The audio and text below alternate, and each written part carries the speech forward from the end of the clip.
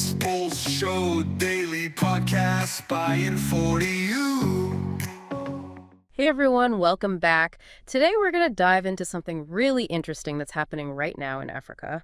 It's all about how the continent is approaching this whole AI thing. And get this, Egypt's kind of leading the charge.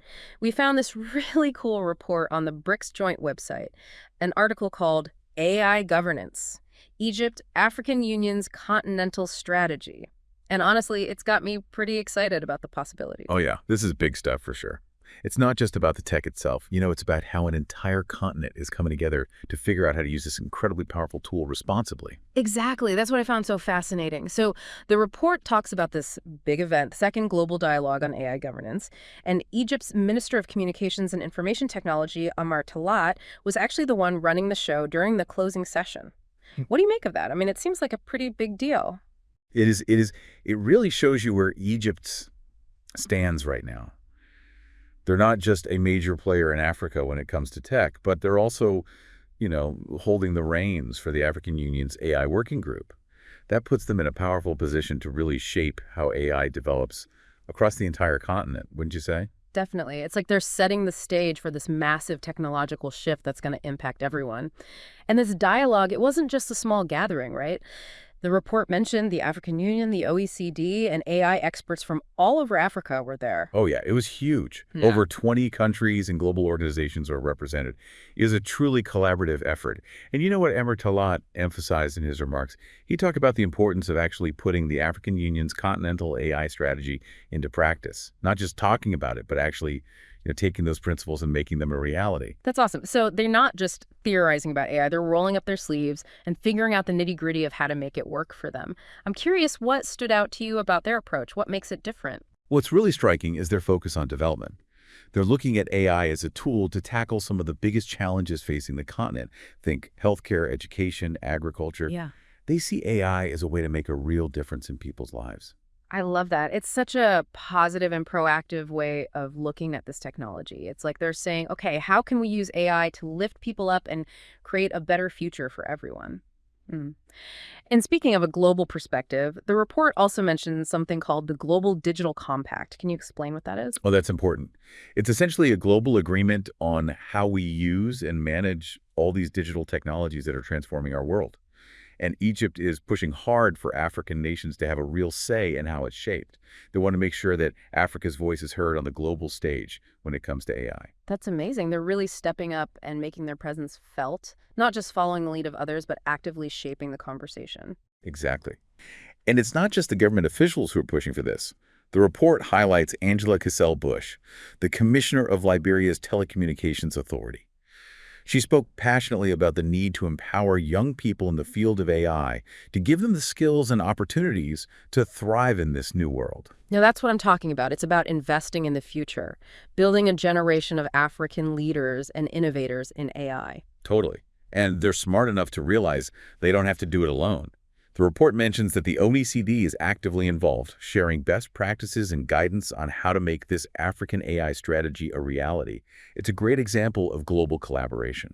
Okay, so we've got this big picture of Africa embracing AI with Egypt leading the way. But let's zoom in a bit. What does this actually look like on the ground?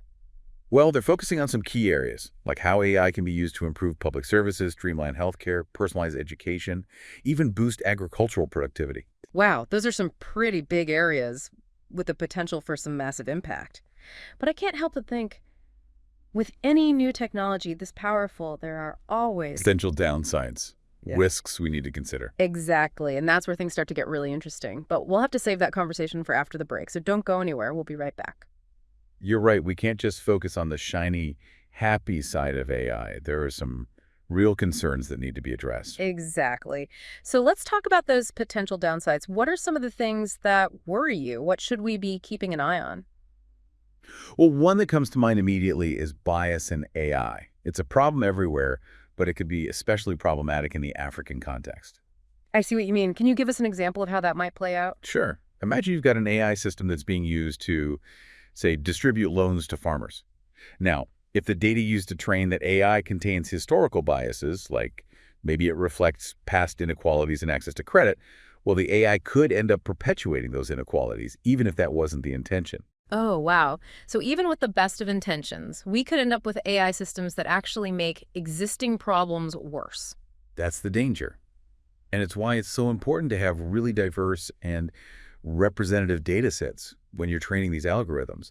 And you also need ways to check for bias, to audit these AI systems and make sure they're not spitting out unfair or discriminatory results. That makes a lot of sense. So data quality and constant monitoring are key. It's not a set it and forget it kind of thing. Absolutely not.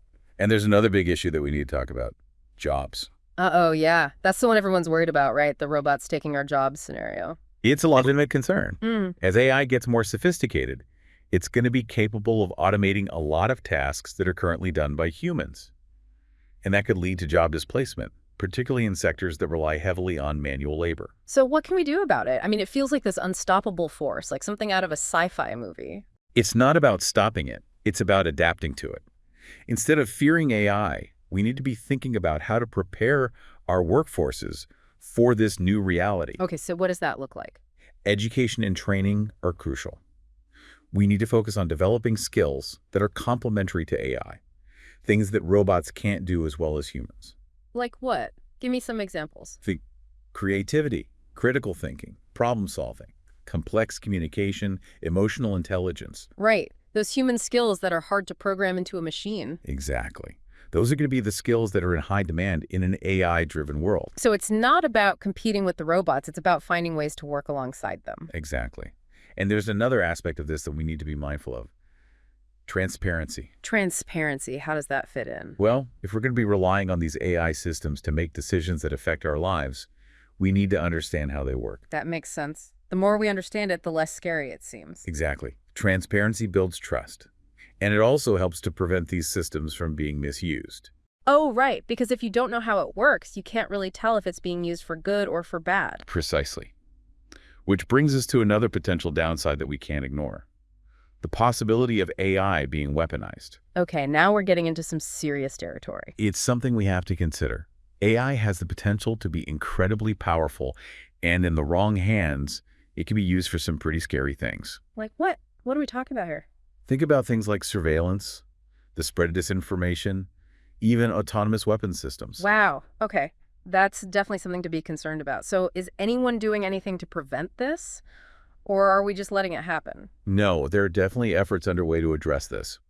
And that's where this AI ethics charter that the African Union is working on comes in. Remind me, what is that again? It's essentially a set of guidelines and principles to ensure that AI is developed and used responsibly. So kind of like a code of conduct for AI. Exactly. It's about setting ethical boundaries and making sure that AI is used for good, not for harm. That sounds great, but how do you actually enforce something like that? I mean, it's one thing to have a charter, but how do you make sure people actually follow it? That's the million-dollar question. And honestly, it's going to require a multi-pronged approach. We need strong regulations, effective enforcement mechanisms, and a culture of ethical AI development. It's a big challenge, and it's not something that any one country or organization can solve on its own. So it's a global issue that requires a global solution. Absolutely. And what I find so encouraging is that African nations are really taking ownership of this. They're not just passively accepting AI. They're actively shaping its development and deployment in a way that aligns with their own values and priorities. I love that. It's like they're saying, we're not going to let AI just happen to us. We're going to make it work for us. Exactly. And that's what makes this whole story so fascinating. We're not just watching technology evolve, we're witnessing a continent to find its own path in the age of AI. It's a story of innovation, of collaboration, of hope, and of a determination to build a better future. And that's a story worth telling. Couldn't agree more. Well, I think that about wraps things up for today's deep dive. Thank you so much for joining us and sharing your insights. It was my pleasure. Always happy to talk about this stuff. And to all our listeners out there, thanks for tuning in. We hope you found this conversation as fascinating as we did. Until next time, keep exploring, keep asking questions, and keep diving deep. It has been a fascinating conversation. It really has. So much to think about, you know? We've covered a lot of ground. But if our listeners were to take away just one key thought about AI in Africa, what would you want it to be? That's a tough one. But, I think it boils down to this. The future of AI in Africa is not predetermined. It's being shaped right now. Yeah. and it's being shaped by the choices that African nations make. That's a powerful statement. It reminds me of that old saying, technology is a tool. It can be used for good or for bad. Absolutely. Yeah. And in this case, African nations have a real opportunity to harness this technology for good, to address their own unique challenges, and to build a future that benefits all their people. That's a vision I can get behind. It's about empowerment, isn't it? Taking control of their destiny. Exactly. And it's not just about Africa either. The choices they make, the path they forge, it's going to have ripple effects around the world. So we should all be paying attention. Absolutely. This is a global story, and we all have a stake in it. Well said. On that note of hope and possibility, I think it's time to wrap up this deep dive. Thank you so much for joining us today. It's been an absolute pleasure. The pleasure was all mine. And to all our listeners out there, thank you for tuning in. We hope you found this conversation as enlightening as we did. Until next time, stay curious, keep exploring, and keep diving deep.